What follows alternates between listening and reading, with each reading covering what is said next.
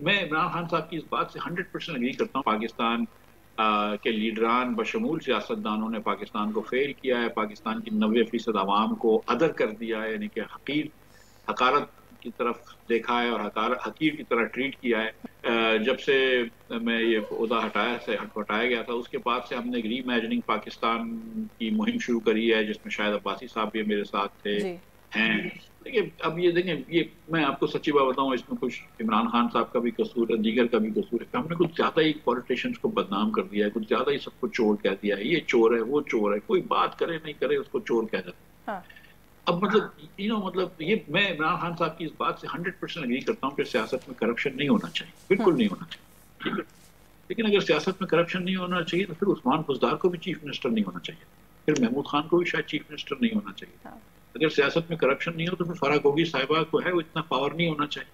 लेकिन हर सियासतदान करप्ट नहीं होता, कुछ लोग ईमानदार भी होते हैं, कुछ लोग नहीं, ज्यादातर ईमानदार होते हैं। मैं आपको बता रहा हूँ कि पीटीआई के अंदर भी, पीपल्स पार्टी में भी और मुस्लिम लीग में भी ज्यादातर लोग जो है वो जाहिर है इस ईमानदार पॉसिबिलिटी होते को हैं। तो हम रूल आउट नहीं कर सकते। वक्त मेरे पास मुसलसल शुरू में ये कहते रहे, मैंने उन्हें खुद इंटरव्यू किया, उन्होंने कहा जी कि मेरे पास प्लान बी है, मैं उसको जो है वो अनफोल्ड करूंगा जब when the time is right. तो इसका मतलब है कि कोई प्लान बी नहीं था, वो बस वैसे ही कहने की बातें थी खाली। देखिए यशवीन, ये सब कहने की बातें भी नहीं होनी चाहिए, क्योंकि कोई दुनिया में बच्चा नहीं होता हाँ। है। जब पहली मर्तबा मोदी ने डॉक्टर साहब के आते ही जब इन्होंने एकदम रोक दी थी डॉलर्स को, और यहाँ पे डॉलर थोड़ा सा ब्लीड हो रहा था, हाँ। रेमिटेंस वगैरह कम हुई, तो मोदी ने हमको डाउनग्रेड किया। हम्म। तो जब मोदी ने डाउनग्रेड किया तो डॉक्टर साहब ने कहा कि I will give them a B-fitting reply. या। वो इस तरह के कहना है कि अगर आप डॉक्टर के पास जाते हैं और डॉक्टर आपको कहता है कि आपका ब्लड प्रेशर हाई है, तो आप डॉक्टर को बोलते हैं भाई मेरे ब्लड प्रेशर की क्यों बात करो, तुम्हारा ब्लड प्रेशर भी हाई है। ये मतलब पागलपन है। मतलब मोदी ने जो कह रहा था वो दुनिया के एक फ्रेमवर्क होता है, उस हिसाब से उन्होंने कह दिया। हाँ। अब मतलब क्या आपको अपनी चीजें ठीक करनी चाहिए, ना कि आपको दूसरों को जाके इल्जाम करने चाहिए। इनिशियल रिएक्शन या आपने क्या महसूस किया कि जब मिफ्ता इस्माइल कहता था कि बिजली को महंगा करें, मिफ्ता इस्माइल कहता था पेट्रोल को महंगा करें, मिफ्ता इस्माइल कहता था टैक्स में रिफॉर्म करें, मिफ्ता इस्माइल कहता था स्टेट ओन्ड ऑर्गेनाइजेशंस के बारे में कुछ करें, तब तो कोई कुछ नहीं करता था और कहता था कि इन्हें कुछ नहीं पता, ये तो ऐसे ही बोल रहे हैं, ये जो कह रहे हैं गलत कह रहे हैं। मगर आईएमएफ ने हर वो बात ऑलमोस्ट कह दी जो आप कहते थे कि होनी चाहिए, और हमने वो भी बीच में इतना सारा वक्त गंवा कर वो सारा कुछ किया जो मिफ्ता इस्माइल कहता था। तो क्या मतलब what was your first reaction जब आपने जो ये स्टैंड बाय एग्रीमेंट की डिटेल्स पढ़ी? कि मुझे तो हमेशा से पता थी कि यही होने का है, इसमें कोई दो राय नहीं थी। सारे बिजनेसमैनों को पता थी। जब पाकिस्तान का बॉन्ड जो था वो 50 पैसे पे हो गया था, 24 का बॉन्ड, 6 महीने बाद जो 8 महीने बाद पैसे ड्यू थे, वो लोग 50 सेंट्स ऑन द डॉलर बेचने के लिए तैयार हो गए थे। तो ऑब्वियसली डिफॉल्ट रिस्क आपने इतना बढ़ा दिया कि उसके ऊपर, रुपए के ऊपर और प्रेशर आ गया। आपने डिफॉल्ट रिस्क इतना बढ़ा दिया कि इन्वेस्टमेंट कम हो गई, एक्सपोर्ट्स कम हो गए, हमारे एक्सपोर्ट्स ऑर्डर कम हो गए। हाँ। ये सब बेवकूफियों की बात थी। लेकिन इसमें देखिए ना नुकसान कितना हुआ है। अगर 15% लार्ज स्केल मैन्युफैक्चरिंग कम हुई है, तो इसका ये मतलब है ना कहीं अनएम्प्लॉयमेंट भी बढ़ी है। बिल्कुल बढ़िया। अगर और इसके बाद अगर आपने जो जो जिस तरह ब्लैंकेट बैन लगाया है, तो उससे इन्फ्लेशन बढ़ गया है। इस वक्त पाकिस्तान के अंदर फूड इन्फ्लेशन 40% हो गया है, पता नहीं 35% हो गया 50 हाई 40s में है फूड इन्फ्लेशन, ऑलमोस्ट टचिंग 50। है। तो सो मतलब मतलब मतलब अगेन, लेकिन जो सबसे ज्यादा पिसता है वो तो गरीब पिसता है। बिल्कुल। मतलब और मैं आपको सच पे एक वाकया बताता हूँ कि लास्ट से लास्ट फ्राइडे को मेरे घर पे से खाना था। मेरी बड़ी बहनें आई हुई थी चारों, एंड दे आर ऑल माशाल्लाह in the late 60s and early 70s। And for half an hour जो कन्वर्सेशन वाज कि गैस का बिल कितना आ गया, बिजली का बिल कितना आ गया, and they are well placed women, मतलब ये लेकिन मतलब सीरियसली मतलब इस वक्त जो है वो गरीब तो खत्म हो गया है, मिडिल क्लास को भी झटका पड़ा है। और इसीलिए हम इन्फ्लेशन की बात कर रहे हैं कि अब मिडिल क्लास और अपर क्लासेस को भी मसला आ गया है। बहुत से लोगों को इस वक्त एक कंफ्यूजन है कि आपका इस वक्त अगर हम मुल्क की सियासत के हवाले से बात करें, क्या स्टेटस है? Are you part of a particular political party, you are not part of a party? अगर नहीं है तो क्यों नहीं है? और साथ ही साथ ये भी कि आपका मुस्तकबिल का क्या प्लान है when it comes to politics? Yashveen, क्योंकि आप मेरी बहन है तो इसलिए आप you are concern about my future, but my future is not relevant. मतलब ये कि मेरे मुस्तकबिल में मैं क्या करूँ वो रेलेवेंट नहीं है पाकिस्तान के लिए। मैंने आपसे कहा था, जो पहले भी मैं कह चुका था, कि मुस्लिम लीग आपको जानती है कि मैंने सेक्रेटरीशिप से रिजाइन कर दी मुस्लिम लीग की।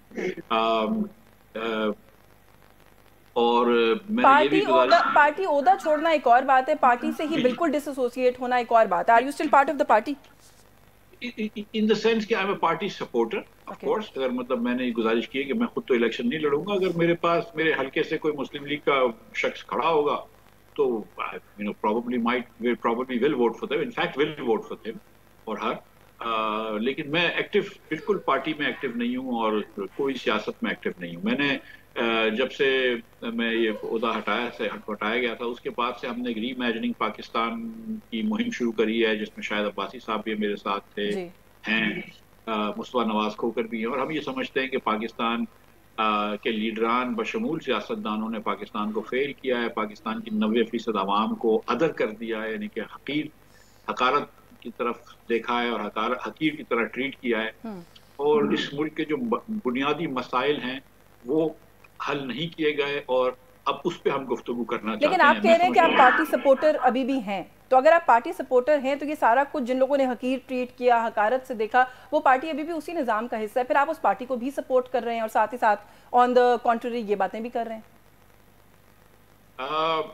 इस तरह सोचें कि जो इस वक्त जुमला पॉलिटिकल पार्टीज पाकिस्तान में हैं, PTI, PPP, PMLN, MQM, JUI वगैरह वगैरह, इनमें मैं मुस्लिम लीग को लेस से प्रेफर करता हूँ अभी तक। और मैं ये समझता हूँ कि ये कहने के ये तो बात दुरुस्त है कि मैं इनमें प्रेफर करता हूँ मुस्लिम लीग को, लेकिन साथ साथ ये कहना भी जरूरी है कि ये जो सियासी निज़ाम है, ये जो हुक्मरानी का हमारा निज़ाम है 20-30 साल का, जिसका मैं भी हिस्सा रहा हूँ, शायद अब्बासी तो वज़ीर आज़म रह चुके हैं, बहुत कलीदी हिस्सा रह चुके हैं, इस निज़ाम ने पाकिस्तान को वो कुछ नहीं दिया जिसलिए ये मुल्क तामीर किया गया था या मुल्क बनाया गया था। हमने हमारे पाकिस्तानी शहरियों को फेल किया है, हमने उनके साथ ज्यादती करी है और अब तक उनको कौमी धारे में लाना हमारे लिए जरूरी है। जेल की बात की आपने, अपने जेल में रहने की बात की, अब्बासी साहब कल हमारे प्रोग्राम में थे, उनके जेल में रहने की बात की। इस वक्त भी कोई जेल में है, ट्रीटमेंट शायद आज अभी खबरें आ रही हैं कि शायद उनकी क्लास कुछ बेहतर कर दी गई है, कुछ बेसिक सहूलियात उन्हें फराहम कर दी गई हैं, लेकिन कुछ अरसा उन्हें बिल्कुल बुनियादी सहूलियात के बगैर रखा गया। वो एक्स प्राइम मिनिस्टर हैं इस मुल्क के। आपको नहीं लगता कि इस सिलसिले को भी कहीं रोकने की जरूरत है? और जब आप ये कहते हैं कि मुझे जेल में डाला गया, एक प्रोफेशनल को जेल में डाला गया, तो कौन डालता है जेलों में? थोड़ा आज इसकी भी वजाहत हो जाए। देखिए, अब्बासी साहब ने ये शायद बताया और आपको नहीं बताया कि मैं और अब्बासी साहब पहले दोनों नैब में थे, तो हम दोनों सॉलिटरी कन्फाइनमेंट में थे। हम लोगों को सेलों में नहीं, अलग जगहों पे बंद किया था। और मैं और अब्बासी साहब एक बैल्कनी के इर्द गिर्द सामने थे, लेकिन हम दोनों को आपस में बात नहीं करने थे। उसके बाद जब अदियाला गए तो मुझे बी क्लास में ठहराया था। अब्बासी साहब को इन्होंने सजाए मौत की चक्कियों में रखा। 1 घंटा पहले बी क्लास में रखा, फिर उनका कोई बयान उनको पसंद नहीं आया तो उनको सजाए मौत की चक्की में डाला और 17 दिन तक जेल का खाना दिया था। और मतलब जेल का खाना जो है वो खैर क्या बताऊं। और मुझे भी वो खाने की इजाजत पहले कोर्ट से नहीं मिली थी, फिर कोर्ट से मिली और फिर वो आहिस्ते आहिस्ते फैसिलिटीज करते हैं। हमारे पास भी कोई एसी या कोई टीवी या कोई फोन, ऐसी कोई चीजें तो नहीं थी। और अगर आप दिसंबर में ठंडे पानी से नहाते हैं तो थोड़ा सा मुश्किल होता है। But two wrongs don't make a right, do they? नहीं, absolutely not. No, absolutely not. But the thing is कि मतलब एक चीज मैं ये कहना चाहता हूँ। तो आप ये कह रहे हैं कि जो अभी हो रहा है वो गलत हो रहा है। मेरा सवाल सिर्फ इतना है कि कहीं तो आके रोकिए ना। मैं उधर ही आ रहा हूँ। मैं गुजारिश ये करता हूँ, ये जो जेल में क्लास सिस्टम होता है कि मिफ्ता इस्माइल क्योंकि अमीर आदमी है और पढ़ा लिखा आदमी और बाहर से डिग्रियां लेके आया है और उसका बाप सेठ था, इसलिए मिफ्ता को अच्छी जेल दी जाए। एक तो ये कि गलत बात पे मिफ्ता को जेल नहीं भिजवाना चाहिए। मैं ये नहीं कह रहा कि मुझे जेल भिजवा लो।